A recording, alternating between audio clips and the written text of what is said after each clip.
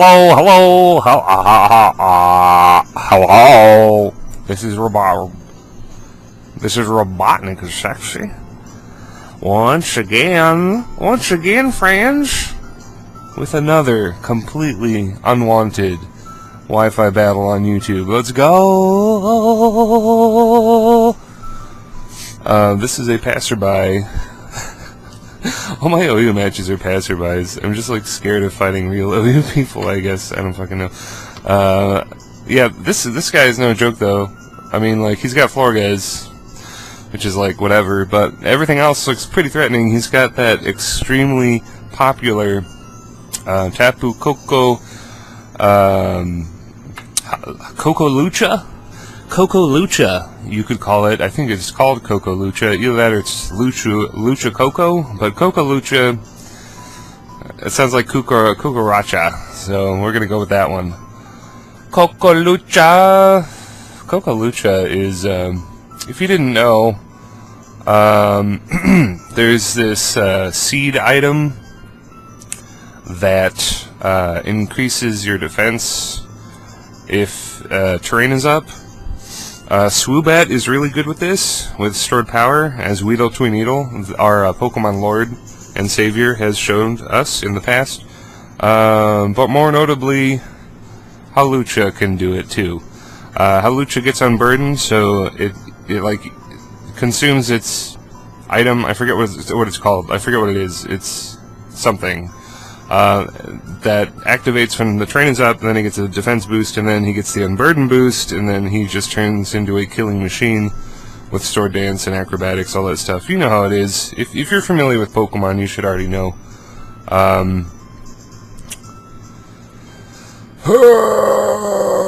So this is the classic Rain versus Sand.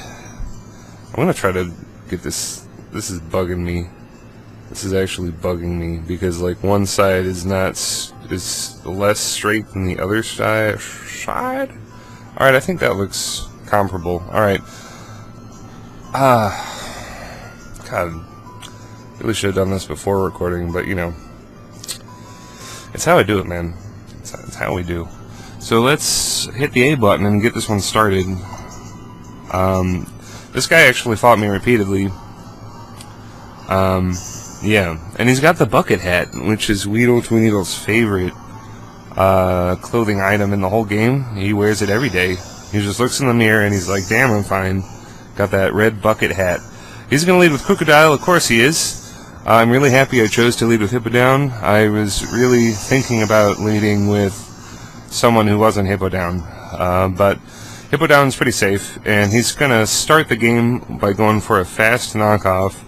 For all I know, this is a Choice Scarf, Moxie, Crocodile. He didn't have Intimidate, I don't think, so definitely Moxie, definitely choiced in some way.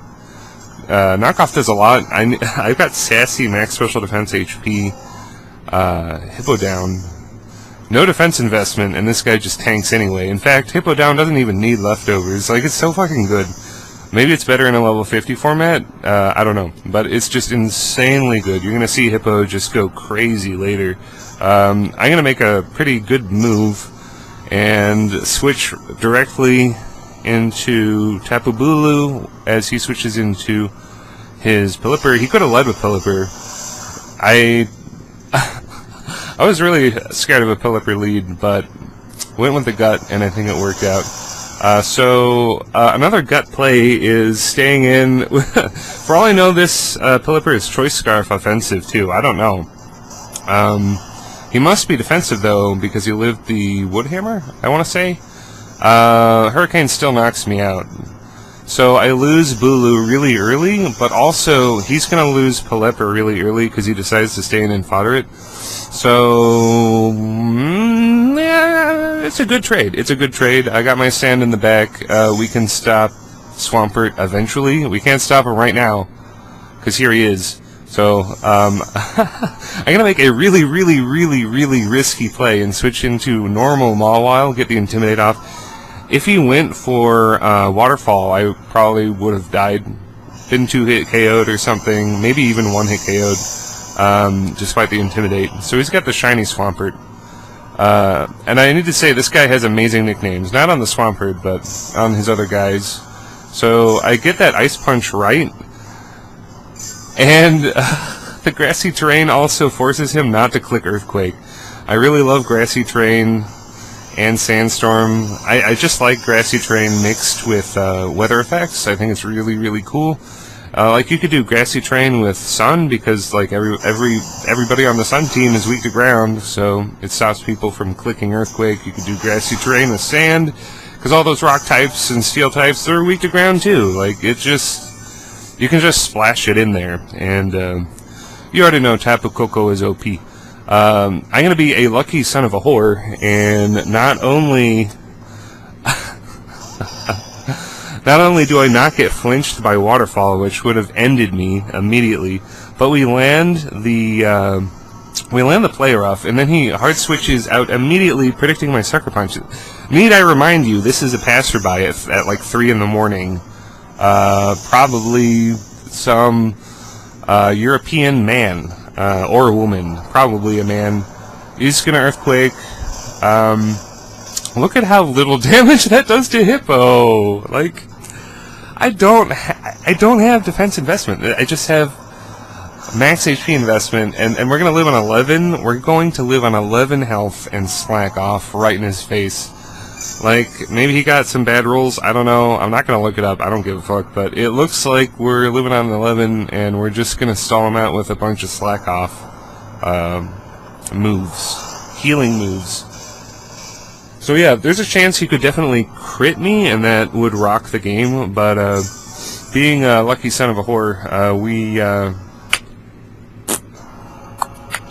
we're gonna be good. So he's gonna Earthquake again, and there will not be a crit. I do not think there will be a crit. I'm gonna Earthquake here, and after this, he'll switch out, predicting my healing move, which is pretty smart. But I mean, look at this. No attack investment either. That's just all stab. That's all stab and just ground type being fucking overpowered. So he's gonna switch into Swampert, as I said. Or I didn't exactly say that, but yeah, he predicts my healing move and gets Swampert in, which is really good. He could hypothetically knock me down with a flinch off a Waterfall. But we are lucky sons of bitches. As usual on this channel, we're gonna get knocked down and finish him off with the Earthquake, so that's just, yeah. Hippo Down is showing off. Like, this team with Hippo Down and Stakataka and Bulu, I've seen other people use it on, like, Joey videos and stuff. Not this entire team, but, like, half of this team. Because it's like, if you're gonna use Stakataka, you gotta have Sand, and you might as well have Grassy Terrain, too. Because then you don't go down to Earthquake. Like, it just makes sense. So, yeah... I mean, the Hex Gods are gonna give me a wink and a nod as I live on 3 health, and we're just gonna slack off. Slack off! Yeah. It's just a thing of beauty here. Just wonderful. Crocodile always beats me, too. Especially in a draft format. Crocodile is so good. Just in general, it's a really, really, really powerful Pokemon, and he just wasn't able to get his Moxie Sweep off because Hippo is a lord, basically. So that's... I mean, I don't need to tell you how good that is. We are very free to sack off Hippo to the Hidden Power Ice here. So, yeah. That's good.